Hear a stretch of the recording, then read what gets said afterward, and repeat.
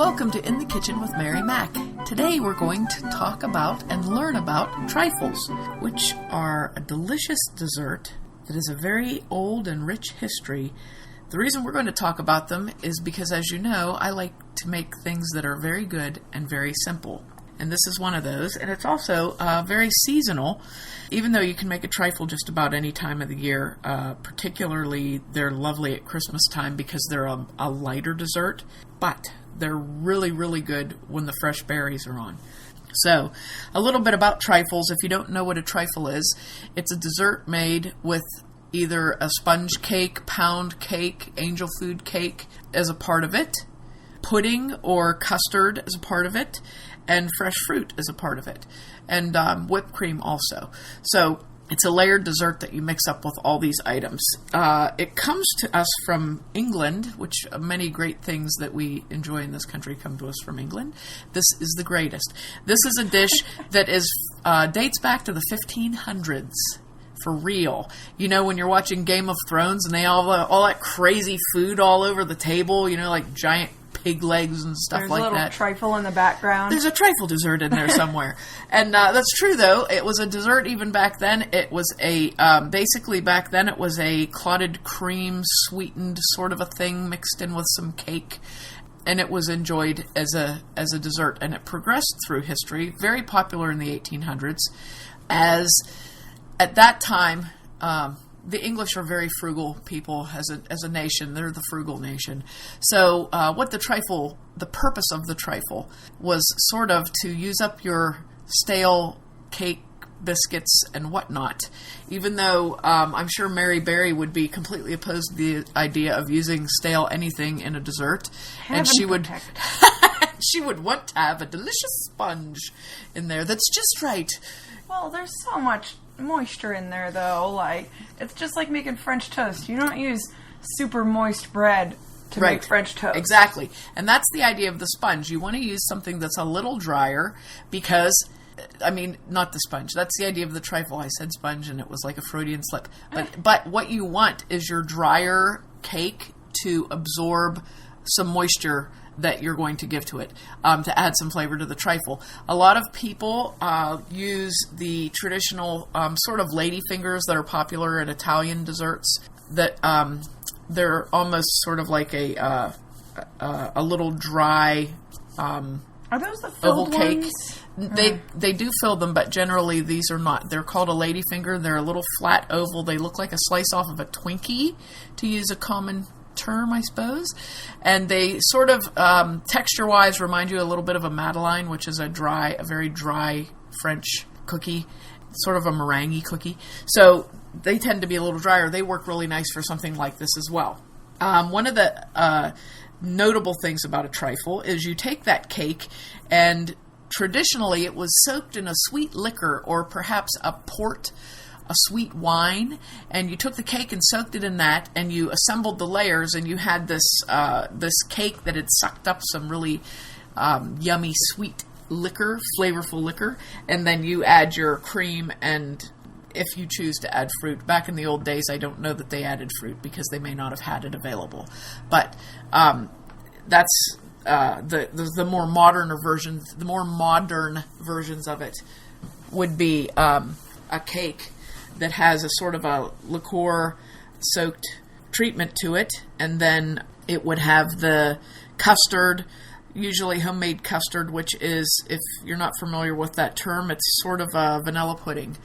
To simplify it, it's made with eggs, and it's the texture of pudding, and then you would use that and whipped cream, fresh whipping cream, and put on it. Ours is not exactly that complicated. Ours is a little simplified version, because I like trifle. I've seen a lot of strange ones that are mainly like chunks of candy bar and brownies thrown into chocolate pudding. That's not a trifle. That's not a trifle. That's like a McFlurry or something. That's like 2 cavities and a teeth cleaning. Yeah. So ours is going to be more in line for the traditional type of trifle. It's really interesting to read about them. There's a lot of information online because it's, like I said, it's sort of like, I guess you would think it's the national dessert of England, kind of. It's so old, and it's one of the, well, I would say this, it's the only thing other than meat that survives from the medieval table, because it existed in medieval times and it exists today. So I would like to point out the name is kind of ironic then. Well,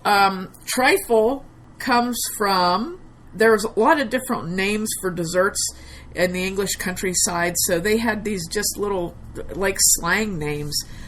Hedgehog pudding, tansies, syllabubs, flumeries, junkets, trifles, anything like that would be sort of the same kind of a dessert. Well, I can see why trifle survived over all those other names. Yes, in its original state, it was also known as a fool.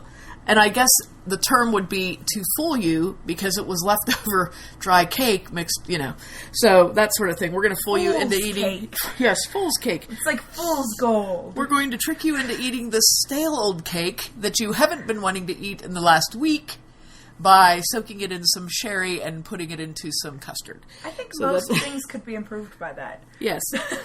In the 1500s, there was a housewife. This is beautiful. There's a book called The Good Housewife's Jewel, which is a book of English cookery by Thomas Dawson, 1585, and it was in that book. It basically was a recipe for thickened cream. Oh boy, I'm having a heck of a time talking.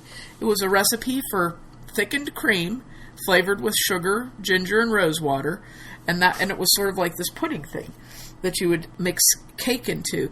They also used what's called jelly, which is not jelly.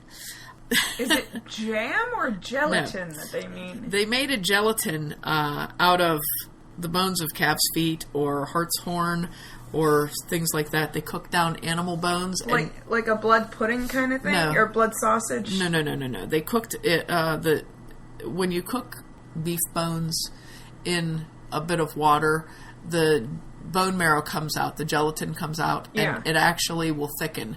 So they used that, they would strain that, and it would be thickened, sort of like our Jell-O, and that's where the term jelly comes from, because it gels. Well, isn't that why people who are Muslim, and I don't know if Jewish people can either, they're not allowed to eat things that have gelatin in them, because it comes from the marrow of like stuff they're not allowed to eat. Yes.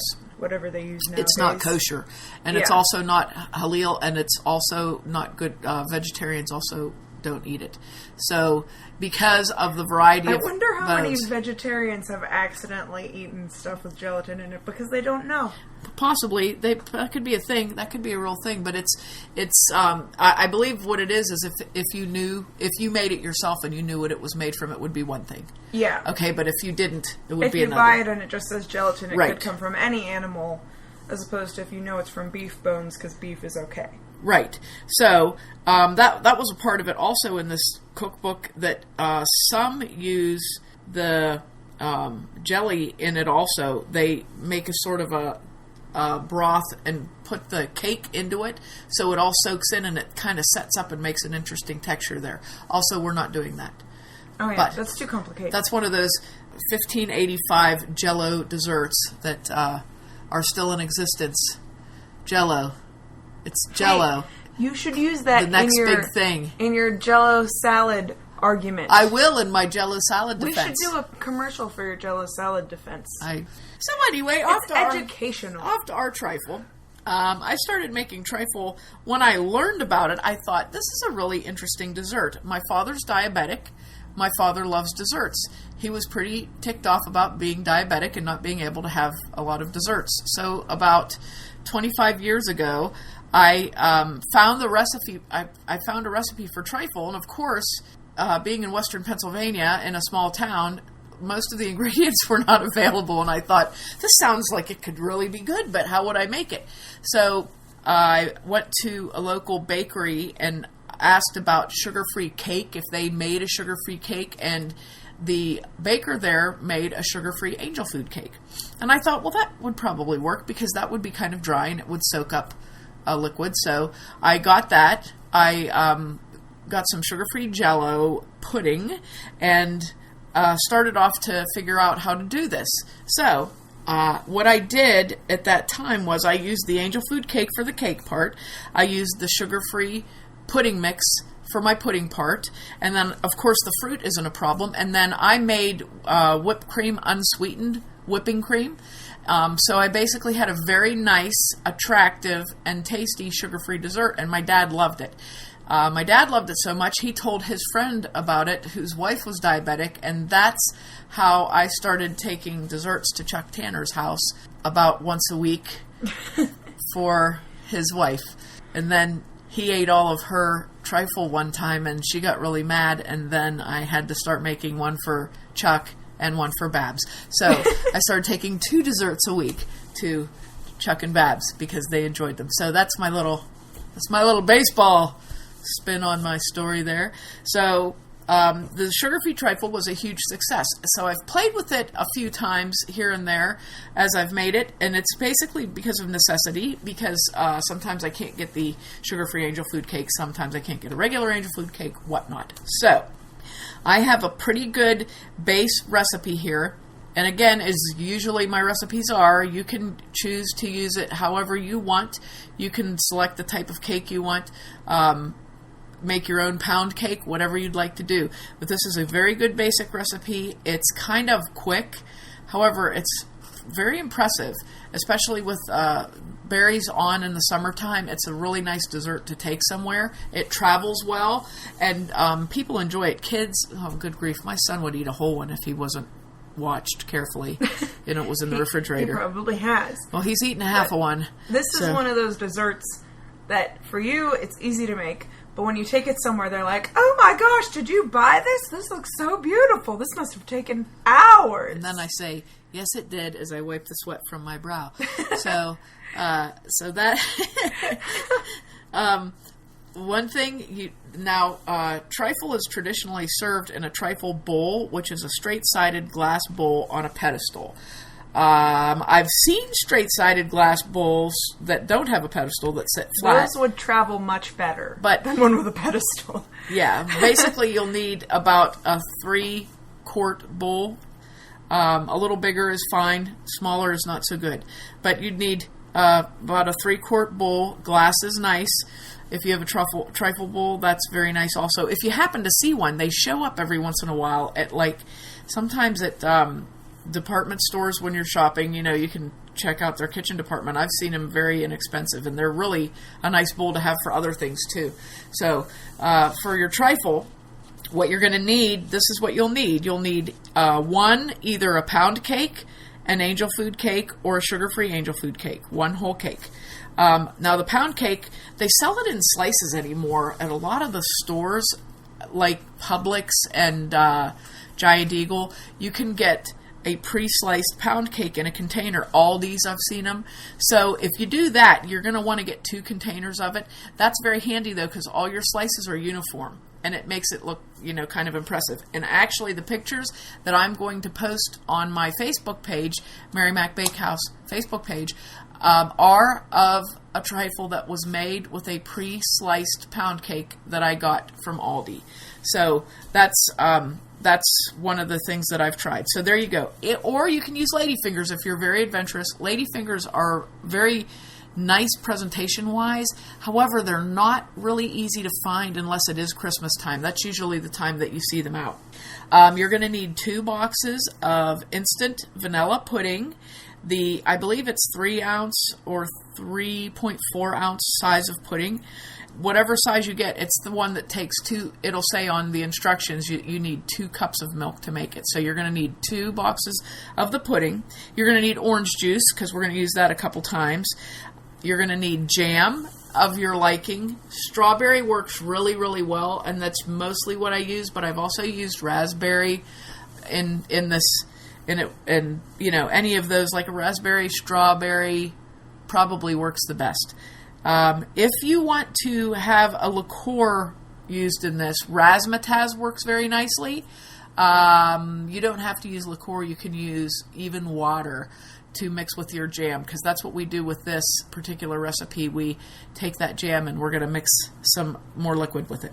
You're going to need whole milk, 3 3/4 cup of whole milk, so you might as well just buy quart of it and then you'll have it. You can use the extra 1/4 cup for your coffee and treat yourself. You're going to need 2 to 3 quarts of berries. Strawberries, blueberries, red raspberries, and black raspberries are the combination that I use together. If something isn't available, then I'll get more. Say I can't get black raspberries, then I'll get more red raspberries. If I can't get blueberries, I'll get more strawberries, that sort of thing. Probably 2 to 3 quarts is a good amount. I would say like a quart of strawberries and then half quarts of the others, or however that works out. And you're also going to want to get some whipping cream. You can just get the regular squirt in a can whipping cream. Please don't use Cool Whip. I don't know what that is. I've talked about that on another podcast. No one knows what's in. Yes, no one knows what's in Cool Whip. It's probably made by the government. So, there you go. Okay, for preparation, first you're going to clean your berries. You're going to wash all of your berries or rinse them. And if I'm going to tell you how to wash berries because maybe you haven't done it before. You're going to take a clean bowl, about a 4-quart bowl, and put some cold water in it. Drop your berries in, swirl them with your fingers, and then pick them out and set them on a paper towel. That's the best way to wash berries because it gives them a vigorous wash, but it doesn't let them soak up a lot of water. And then you're going to drain them on paper toweling. So wash your blueberries, red raspberries, black raspberries, drain them on paper toweling. Your strawberries, you're going to wash, you're going to remove the stems and leaves, and you're going to slice them all in half, okay? You can let them drain for a while before you slice them in half, but they're going to be sliced in half. Except for, reserve a few of the really pretty strawberries and a few of each of the other types of berries, maybe like a cup or 2 cups total of berries to garnish the top of the trifle. That looks really nice when you do that. Okay, now your berries are done. You're going to set those aside. You're going to take your cake, whatever type it is, and slice it into half-inch thick slices. If it's an angel cake, it's a little tricky to do that because you're going around a circle, but don't worry. I mean, it's all going to be mushed together in this dessert, so you don't have to be, this isn't like this old house where you're cutting exactly half-inch widths, and we're not going to measure it with a sliding scale, so you're all right. Cut up all your cake, set that aside. Now you're going to take your jam, and you're going to take about a half a cup of jam, 2 or 3 tablespoons of either orange juice or your liqueur, and you're going to mix that with the jam, and the jam will become rather liquidy. So then you're going to take that jam, and you're going to brush it onto one side of all of your pieces of cake with a pastry brush. I couldn't find my pastry brush the last time I made this, so I actually used a spoon. I took a little spoon and put it on there and spread it around with the back of the spoon, so that's a good thing to do too. Okay, so now your cake is all prepped, and you can set that on a cookie sheet, lay it out on a cookie sheet and then just brush it all on one side. Now, your pudding. You're going to measure 3 3/4 cups whole milk and 1/4 cup of orange juice and mix that together, and then mix your pudding into it. Stir that up. The pudding mix or yes. The made pudding? No, you're going to mix the pudding mix into it. You gotta be specific. Why? So the people will know. Why? They might get super liquidy pudding if they don't know. Oh, that's true. Good point. You're going to mix your pudding mix into the 3 3/4 cup of milk and the 1/4 cup of orange juice. Mix that up really good and set it there, and now you're ready to go. Take your bowl, trifle or otherwise, and line the bottom and sides of it with cake. Once you have that in there, it does not have to be perfect. You're going to spread on the bottom an assortment of your berries. I have a question real quick. Again, for the listeners at home, and because I don't know how to make trifle, you only put the jam on one side of the cake, right? Yes. Do you put the jam facing the glass or facing the inside? Facing the inside. Jam. Okay. I knew that was going to be your question as soon as I said it. Well, the jam will face the inside. Okay. Okay. We don't soak our cake in it. We just give it a little extra boost of flavor there. So you're going to line the bowl with your cake, jam side up, and sprinkle an assortment of berries in the bottom, and cover those berries with some of the pudding. And I usually say about 1/4 of the pudding. Then you're going to top that just across the bottom. You're going to put another layer of cake on there. Then you're going to put another assortment of berries and another bit of pudding on top, okay? Then you're going to do the same thing one more time. Cake, berries, pudding. And when you end at the top, you want to try to reserve enough pudding so you can cover the top fairly well. If your berries show a little bit, that's okay. All right? You're going to cover that top fairly well with the pudding, it usually works out that you get a decent cover on there. Then you're done. Your trifle is assembled. Pretty easy, huh? Now you've got your last little bit of berries there. You're going to decorate the top. I usually don't put whipped cream on my trifle because whipped cream can get funny. So I have it on the side when I serve it. A lot of people don't like whipped cream for whatever reason. So I always put it on the side.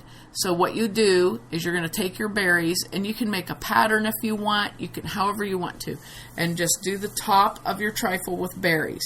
Your trifle is done. Cover it with plastic wrap and refrigerate until you're ready to eat it. It's nice when the flavors can blend together, and it sits for a little while, and it kind of melds. It makes the flavors meld together, and it adds to the deliciousness of the dessert. When you're going to serve it, what you can do is if you want to whip your own whipped cream, you can have it next to the dish with a spoon in it, or you can, I have a whipped cream whipper, which is the most fantastic thing ever invented. You put whipped cream in it and you charge it with a CO2 cartridge, and it's amazing. I'm out of CO2 cartridges, so I do need to go to the kitchen shop and get some because it's about to be berry season. Also, like I said, the little spray whipped creams work really well. And serve that together. And what you do is you scoop up a scoop of it and put it into a bowl and put some whipped cream on it, and voila, you're ready. You have a delicious dessert. So I hope you get a chance to try it. We really enjoy it. Like I said, it's really nice for like a brunch dessert or a holiday dessert because you can make it the day before, cover it with plastic wrap, stick it in the fridge, and it's done. It's reasonably healthy. You can make this sugar-free. You can make this fat-free. If angel food cakes are basically fat-free because they're like egg whites. So if you use an angel food cake and you used skim milk to make your pudding, it would make the pudding a little bit thinner. But remember, the cake is going to suck up that moisture, so it all works out in the end. And you can make it a reasonably healthy dessert. So it's like a giant parfait. It is. It's like a giant parfait. It has layers. I just wanted to say that. Layers of cakes. Layers of cakes. Cakes have and layers. Fruit. Cakes have layers. Pudding has layers. Parfaits have layers. Parfaits have layers. Perfect. I hope you get a chance to try it, especially during berry season. I'm going to have pictures of mine up on my Facebook page along with the podcast, so you can go on over there and take a look at it. Good luck, and thanks for listening if you did, and if you didn't, too bad for you.